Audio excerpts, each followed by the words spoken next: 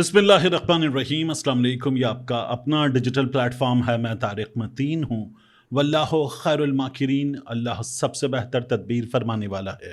वही बचाएगा मेरे देश को बलाओं से, जो बारिश में शजर से घोंसला गिरने नहीं देता, क्योंकि उसकी तदबीर तमाम तदाबीर की इमाम है। अबसार आलम ने मोहसिन नकवी के साथ जो किया है वो इस वक्त सोशल मीडिया पर हर जगह डिस्कस हो रहा है। मोहसिन नकवी ने गैर कानूनी काम किया, गैर आइनी काम किया। मोहसिन नकवी ने अदालत के हुक्म का इस्तेमाल करते हुए ये कारनामा अंजाम दे दिया। मोहसिन नकवी ने पुलिस के ज़रिए हमला कर दिया। मोहसिन नकवी ने रेंजर्स का गैर कानूनी इस्तेमाल किया। मोहसिन नकवी फैज़ हमीद के रस्ते पर चल रहा है। मोहसिन नकवी 2001 से जानता हूँ, न जाने क्या कुछ अबसार आलम ने मोहसिन नकवी के बारे में इंकशाफ कर डाला है। इन तमाम चीज़ों की बात करते हैं। इसको सिर्फ ऐसे नहीं देखा जा सकता। ये मेरी राय है कि अबसार आलम साहब, उनका अपना एक अपार्टमेंट है और वह अपार्टमेंट कॉन्स्टिट्यूशन 1 में है, और अबसार आलम साहब जो हैं वहाँ वन कॉन्स्टिट्यूशन में अबसार आलम साहब अपने एक कमरे के उस अपार्टमेंट के लिए, जिसकी मालियत कुछ 2 करोड़ रुपए है, ये कर रहे हैं। मुझे ये लगता है कि अबसार आलम साहब, जिनके साथ मैंने काम किया है, जिनको मैं जानता हूँ, और जो बतौर सहाफ़ी उनकी शोहरत अच्छी है कि वो करप्ट आदमी नहीं है, लेकिन नून लीग के करीब बहुत करीब हैं। और अबसार आलम के बारे में बाकायदा चीज़ें मौजूद हैं कि उन्होंने नून लीग से जो अहदा लिया था चेयरमैन पैमरा का, वहाँ कवानीन वगैरह सब तब्दील किए गए थे, क्योंकि ये जो लीगल रिक्वायरमेंट्स थी उस अहदे के लिए, ये उन पर पूरा नहीं उतरते थे, वो प्रीरिक्विजिट्स पूरे नहीं करते थे। तो अबसार आलम के लिए रूल्स भी चेंज किए गए थे, और फिर उसके बाद इनको वहाँ अकोमोडेट किया गया था नून लीग की जानिब से। ये वो बयान आपको याद होगा, मैं सहाफ़त छोड़ चुका।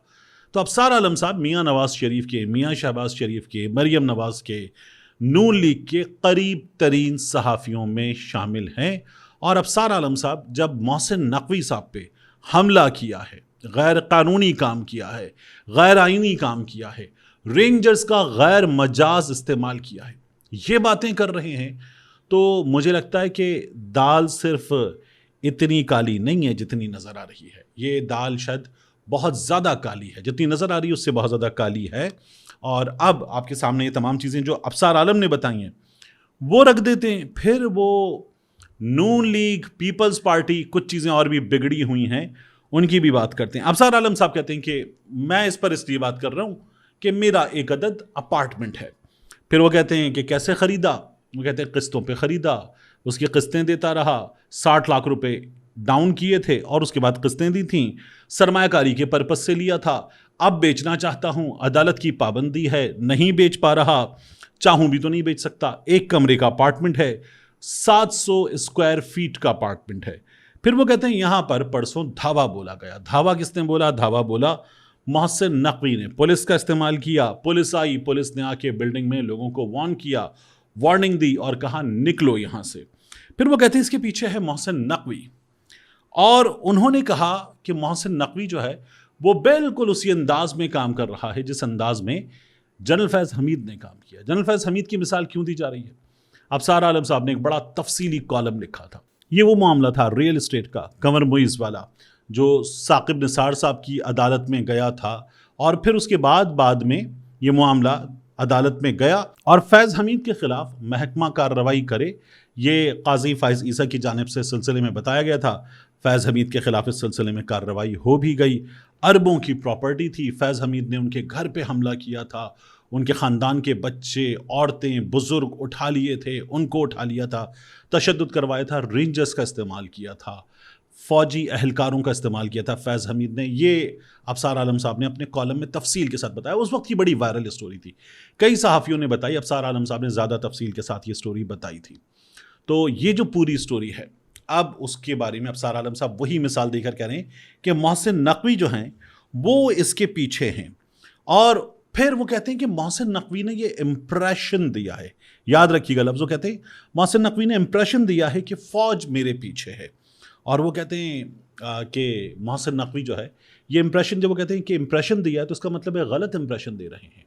ابصار عالم صاحب یہ بتا رہے ہیں کہ وہ غلط امپریشن دے رہے ہیں، کیونکہ ان کا یہ کہنا ہے کہ محسن نقوی پولیس کے ساتھ ساتھ وہاں رینجرز کو بھی اندر گھسیڑ گئے اس بلڈنگ میں 1 کانسٹیٹیوشن میں، اور پھر وہاں پر جب رینجرز کا غیر مجاز استعمال ہوا، اوپر اتھارٹیز کو پتہ چلا، انہوں نے رینجرز کو واپس بلا لیا اور رینجرز 20 منٹ کے اندر وہاں سے واپس چلی گئی۔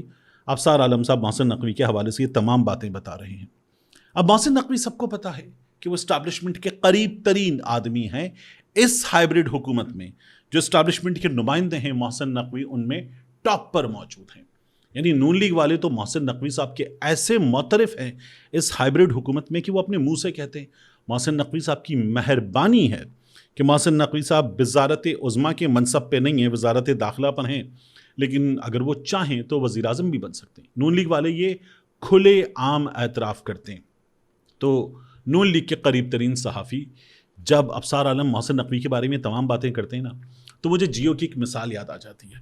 جیو کی اس مثال میں کیا ہوتا تھا کہ بلیٹن ریکارڈڈ ہوتا تھا، جس طرح ہم کوئی ٹائم لائن بنا لیں اپنی کچھ چیزوں کی کہ ایک کے بعد کیا پلے ہوگا، تو ہم فائلیں اٹھا کے لگاتے ہیں کہ پہلی فائل یہ پلے ہوگی، دوسری یہ ہوگی، تو خبریں مختلف چھوٹی چھوٹی فائلز میں ہوتی تھیں، تو رن ڈاؤن بنتا تھا اور اس میں اشتہار کہاں لگیں گے، اور جو ہم کہتے ہیں نا اور اب جیو موسم اور اب جیو کھیل، تو وہ چھوٹے چھوٹے لنکس کہاں لگیں گے، خبریں کہاں لگیں گی، اس میں کئی دفعہ غلط بھی چیزیں پلے ہو جاتی تھیں، یعنی اینکر نے اسکرین پر آ کر کہا اور اب جیو کھیل اور خبر چل گئی موسم کی، اس طرح کی بھی غلطیاں ہو جاتی تھیں، یا غلط فوٹیج پلے ہو گئی پینل سے، یا کچھ غلط چل گیا۔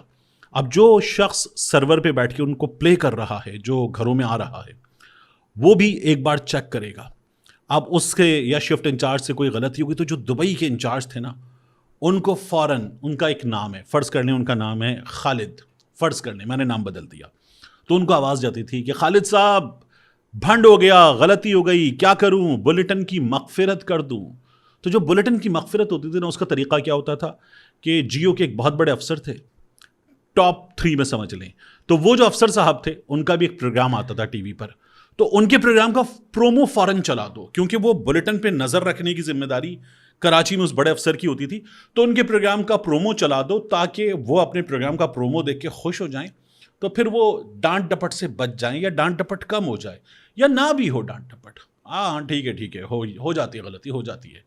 تو ابصار عالم صاحب نے کیا کیا کہ محسن نقوی صاحب کو آنکھیں دکھانے کے بعد، غیر قانونی، غیر آئینی، حملہ آور، فیض حمید جیسا حملہ آور قرار دینے کے بعد ابصار عالم صاحب نے کہا یہ کہ دیکھیں نا کیا زبردست فضا بنی ہوئی ہے، آج ہم بنیان المرصوص جو ہے اس کی اینیورسری منا رہے ہیں، اس موقع پہ یہ کرنا، آپ اس فضا میں کہ جس میں ہم سفارتکاری کر رہے ہیں، دنیا میں پاکستان کا نام ہے، اس موقع پر یہ کرنا، فیلڈ مارشل صاحب نے وہ جنگ میں کامیابی دلوائی، پھر فیلڈ مارشل صاحب نے سفارتکاری کے میدان میں یہ کامیابی دلوائی، دنیا بھر میں فیلڈ مارشل صاحب اور شہباز شریف صاحب کی طرف وجہ سے پاکستان کا نام ہے، ایسے موقع پہ محسن نقوی کا یہ کرنا تو کتنے افسوس کی بات ہے، انہوں نے یہ کر دیا ایک ایسے موقع پر کہ جب مڈل ایسٹ میں، خاص طور پر یو اے ای میں جنگ کے بعد حالات خراب ہوئے ہیں اور پاکستان پیسہ واپس آ سکتا ہے، ایسے موقع پر یہ کر دینا محسن نقوی کا، ایسے موقع پر، تو کتنی افسوس کی بات ہے۔ تو اسٹیبلشمنٹ کے قریب ترین آدمی محسن نقوی کو جب ابصار عالم صاحب نے پورا رگڑا لگا دیا تو انہوں نے کہا کہ دیکھیں نا فیلڈ مارشل صاحب نے کیا کیا ہے، ٹویٹ بھی لکھا ابصار عالم صاحب نے، ویڈیو تو کی، ٹویٹ بھی لکھا، اور ٹویٹ لکھ کے لکھا آخر میں، ورنہ صحافی ہیں پاکستان زندہ باد لکھتے، تو انہوں نے لکھا پاکستان ہمیشہ زندہ باد۔ تو ابصار عالم صاحب نے اپنی جو تمام تر محسن نقوی صاحب کے خلاف باتیں ہیں، ان تمام باتوں کی کہ اگر ان پہ کوئی ریئیکشن آ سکتا ہے تو ان باتوں کی مغفرت بھی کروا لی، یہ ابصار عالم صاحب نے کیا۔ اور ابصار عالم صاحب نے یہ بھی بتایا کہ وہ محسن نقوی کو 2001 سے جانتے ہیں، یہ وہ موقع تھا بقول ابصار عالم صاحب کے جب وہ بھی، کاشف عباسی صاحب بھی، طلعت حسین صاحب بھی CNN کے لیے کام کرتے تھے، اور ہمارے یہاں بڑا نام ہے نا کہ محسن نقوی صاحب آج کئی چینلز کے مالک ہیں، CNN کے لیے کام کرتے تھے، بڑے نامی گرامی صحافی۔ تو ابصار عالم صاحب کہتے ہیں کہ محسن نقوی صاحب اس وقت CNN کے ان پاکستان میں کام کرنے والے لوگوں کے لیے گاڑیاں ارینج کرتے تھے۔ تو یہ محسن نقوی صاحب کے بارے میں بتا رہے ہیں۔ ویسے محسن نقوی صاحب کے بارے میں یہ انکشاف کہ وہ گاڑیاں ارینج کرتے تھے، یہ ابصار عالم صاحب کے منہ سے میں نے پہلی بار سنا۔ میں نے دنیا نیوز میں ان کے ساتھ کام کر رکھا ہے، جیو میں یہ اسلام آباد کے بیورو چیف تھے، ہم نے کام کر رکھا ہے، تو میں یہ جانتا ہوں اور یہ اسلام آباد میں ویسے بھی صحافی اور کیا صحافیوں کی کیا بات کرنا، ایک عام آدمی ان کا کانٹینٹ، ان کے ٹویٹس، ان کی چیزیں دیکھ کر جانتا ہے کہ ابصار عالم صاحب جو ہیں وہ اپنے پیسوں کے معاملے میں، کیونکہ اسلام آباد میں صحافیوں کو ایک موقع پر پلاٹس مل رہے تھے، تو یہ ان کی قابل تعریف بات ہے کہ انہوں نے وہ پلاٹس لینے سے انکار کر دیا تھا. تو کرپشن، مالی کرپشن والے معاملات میں ان کا جو ریکارڈ ہے وہ بڑی حد تک صاف ہے. مجھے تو کچھ نہیں پتا، لیکن نون لیگ کا ساتھ دینا، ایسے دینا کہ باقیوں کو رگڑ دو، نون لیگ سے عہدہ لینا، یہ اپنے آپ میں بڑی کویسچنیبل چیز ہے. ابصار عالم صاحب نے وہ کام ضرور کیا ہے، اور یہ بھی ایک لحاظ سے کرپشن ہے میری رائے میں. تو ابصار عالم صاحب نے یہ باتیں جب محسن نقوی کے خلاف ساری کی ساری کی ہیں، تو لگتا ہے کہ شاید کہیں کچھ میاں نواز شریف صاحب کے قریب ترین صحافیوں میں موجود ابصار عالم صاحب ہو سکتا ہے کچھ کہیں کسی کے کہنے پر کچھ کر رہے ہوں. کیونکہ صرف اتنا ہی نہیں کیا، انہوں نے یہ بھی کہا کہ سندھ میں کیا ہو رہا ہے، سندھ میں کیا ہو رہا ہے. اور انہوں نے یہ بتایا کہ دیکھیں اب بھی کالا دھن جہازوں کے ذریعے جا رہا ہے. محسن نقوی صاحب وزیر داخلہ ہیں، منی لانڈرنگ ہو رہی ہے، کیسے ہو رہی ہے؟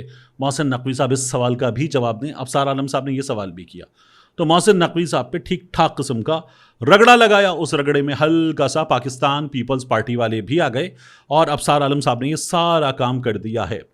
اب یہ کام کرنے کی وجہ کیا ہے؟ اس بلڈنگ میں ون کانسٹیٹیوشن میں ابصار عالم صاحب کا اپارٹمنٹ ہے. اگر نہ ہوتا تو کیا ابصار عالم صاحب یہ کر رہے تھے؟ میں نے اسلام آباد میں کام کرنے والے کئی نامی گرامی صحافیوں کو دیکھا. خبر تو یہ بھی دیا دل راجہ صاحب نے، ہمارے دوست نے، کہ کئی صحافی جو ان بڑے بڑے لوگوں کے دوست ہیں، ان کو کالز گئیں کہ بھائی آ جاؤ، اس بلڈنگ میں آ جاؤ، آ کے ہمارا دکھڑا دنیا کو سناؤ، دکھاؤ، ویڈیو بناؤ، آؤ یہاں پر آ کر ہماری بپتا زمانے کو سناؤ. تو ان صحافیوں نے بھی منع کر دیا. ہاں، انہوں نے اتنا ضرور کیا کہ سوشل میڈیا پر آپ کے لیے آواز اٹھا لیں گے. ایسے صحافیوں سے بندہ پوچھے کہ یہ بری امام میں، سید پور میں، اس کے علاوہ 10 جگہوں پر اسلام آباد میں غریبوں کی بستیاں اجاڑی گئیں، اور یہ جو ون کانسٹیٹیوشن والے ہیں ان سے زیادہ گھر اجاڑے گئے. ان کے ساتھ تو کچھ نہیں ہوا، ان کے تو گھر گرا دیے گئے، مسمار کر دیے گئے، بلیا میٹ کر دیے گئے. یہ تو سب کے سب وہ ہیں جن کے پاس بے تحاشا پیسہ ہے.